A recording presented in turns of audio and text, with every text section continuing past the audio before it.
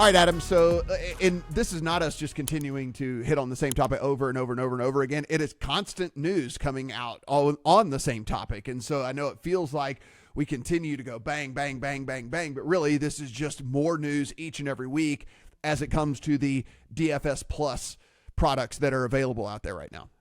Yeah, and please understand, we use that plus with our tongues firmly planted in our cheeks because there's DFS and there's sports betting, and the idea of a plus is intended by those who have a stake in this to try to make a different category that ultimately can be dealt with in between. So when we look at what happened this particular week, it is the state of Maine not only banning the Pick'em games offered by daily fantasy sports companies, but specifically to Underdog, they sent a cease and desist, and there was a fine of nearly $400,000 given to Underdog. Milt Champion, the executive director of gaming control up in Maine, went with $50 per violation to come up with this number of just under $400,000. Frankly, he has leeway within the rules to go up to $1,000 per violation, but settled on this as what he thought was a reasonable fine for every instance of someone betting through Underdog on one of these Pick'em products. Now, a couple of interesting things that came out of this. First, and I think this is the single most interesting thing, Underdog at least temporarily pulled the product in Maine. And that is a big difference from what we've seen in other states, in New York, in Florida, in Wyoming, in Michigan.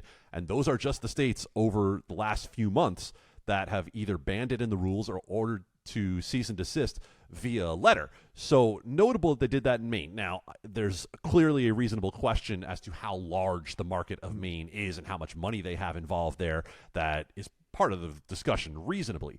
But the other piece of the equation here is that this is now 5 of 50 states over the past, 4 months or so, who have ordered cease and desists for Underdog, Prize Picks, Better, any other company that is offering these Pick'em products that mirror parlay prop betting. And yeah, you said, bang, bang, bang, bang, bang, bang goes the trolley, because the trolley continues to roll downhill. And it is a matter of, if you feel like this is just a slow trickle that is coming out, it's a matter of regulators in various states finding out about this, essentially becoming aware of it, understanding that, yes, we license certain companies under fantasy sports, and then it was pointed out to them, the question by whom, but that we are continually investigating, to say, yeah, look at this product. It's probably more like sports betting than it is like DFS. And so that brings us to the second point about this,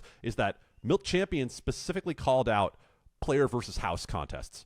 And that is, again, back to the roots of DFS. Is it peer-to-peer or is it player versus house?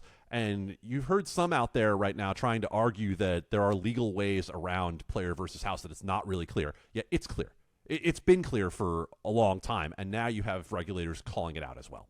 Yeah, you say 5 of 50. They were only in 32 states to begin with, right? And so now you start kind of ticking off and ticking off and ticking off, and you look and, again, I don't want to sit here and we don't want to just beat a dead horse here, but it's just, you can even go to the rules and regulations pages and like what you can do in some states, you can't do in other states and things like that. Or like, that's not how it works with DraftKings and FanDuel. If you're playing DFS, like the rules are the rules, right? Because that's the way it is, right? I mean, the rules are the rules. You pick your 6 players for football or whatever, whatever. You pick your 6 golfers, you pick your whatever, and then everyone plays against each other. But there's different rules for Colorado and Illinois and they're for Massachusetts and Alabama and all that. So like, again, it kind of is what it is. But yeah, 32 states, all the Canadian provinces except for Ontario is where they are right now. But as you mentioned, Adam, those are kind of getting ticked off here and there. And we've already seen one of the major operators decide that it's not worth messing around in New York.